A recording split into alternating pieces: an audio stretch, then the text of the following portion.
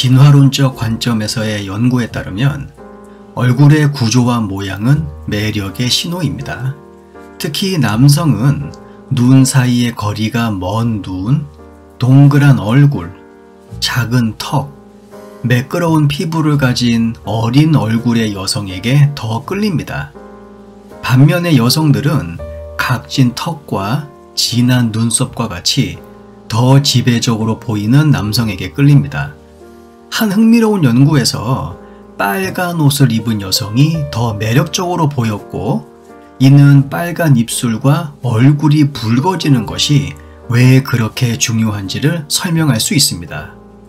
남성은 모래시계 체형과 비슷한 골반이 넓고 허리가 가느다란 몸매를 가진 여성에게 끌립니다. 진화론적 관점에서 이것은 다산을 암시하죠. 남성이 발이 작은 여성을 좋아하는 이유도 출산과 관련이 있습니다. 여자는 임신을 하면 발이 커진다고 하죠. 그래서 신체 비율에 어울리지 않게 큰 발을 가지고 있는 여성은 남성에게 출산 경험이 있다라는 신호를 줄 가능성이 있고, 따라서 발이 작은 여성들보다 매력이라는 것을 놓고 봤을 때 약간 불리할 수 있다고 합니다. 여성은 키가 크고 근육질인 남성에게 매력을 느끼며 아마도 보호해 줄 수 있는 잠재적 짝에게 끌릴 가능성이 높죠. 다른 사람의 눈을 응시하는 것이 관심과 유혹의 신호라는 증거들이 많이 있습니다. 평소보다 조금 더 오래 다른 사람의 시선을 유지하는 것은 유혹 신호입니다. 그러나 시선의 해석에는 성별의 차이가 있죠. 남성들은 서로의 시선을 성적 초대로 보는 경향이 있습니다. 남녀가 서로를 바라보는 것이 사랑의 호르몬인 옥시토신을 분비할 수 있다는 증거도 있습니다. 옥시토신은 스킨십 호르몬이라고 불리우죠.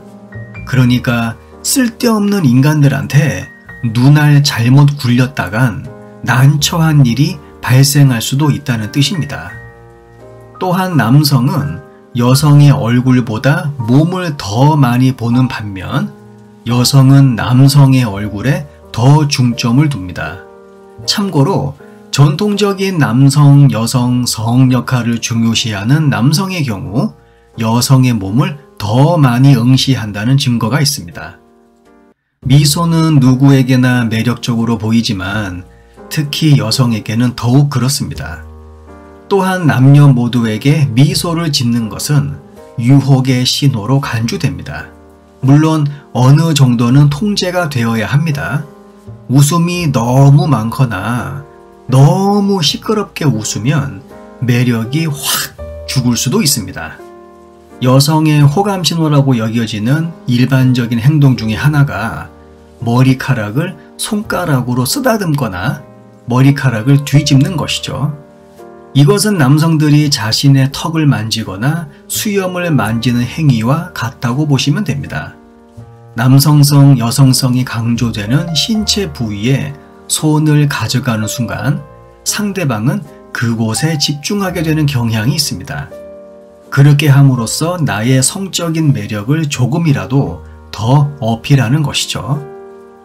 하지만 중요한 것은 이런 행동들은 의도를 가지고 하는 것이 아니라 자기도 모르게 한다는 것입니다. 영어로 auto representation이라고 합니다. 자기 표식, 나는 남자요, 나는 여자요 라는 메시지를 전달하는 것이죠. 그렇기 때문에 뭐 큰 의미를 두실 필요는 없습니다. 그리고 여자들이 옷 매무새를 정리하는 행동들은 진화론적 관점에서 몸치장하는 행동입니다. 진화론적 관점에서 남녀가 서로를 유혹하는 행위는 지배와 복종에 관한 신호이다 라는 것을 꼭 명심하십시오.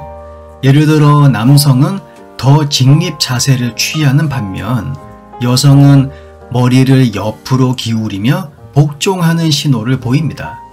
중요한 점은 이런 지배력과 복종의 신호가 사실 남녀를 서로 더 끈끈하게 엮어주는 매개체가 된다는 것입니다. 그리고 앉아 있거나 서 있을 때 서로를 마주보는 행위는 상대방에 대한 관심을 암시할 뿐만 아니라 그 관계에 다른 사람들이 함부로 끼어들지 못하게 하는 목적 또한 제공한다라는 사실도 알고 계셨으면 좋겠습니다. 스킨십이 용이하기 때문에 옆으로 나란히 앉거나 혹은 90도로 앉는 것이 좋다라고 말하는 사람들도 있지만 중요한 건 서로 마주보고 있는 남녀를 발견하면 우리는 저 두 사람은 진지한 관계구나 라는 메시지를 강하게 받게 됩니다. 이제 본격적으로 봄인데 슬슬 시동 거셔야죠. 오늘 영상이 조금 도움이 되시길 바랍니다. 구독과 좋아요 눌러주시고요. 다음 영상에서 뵙겠습니다.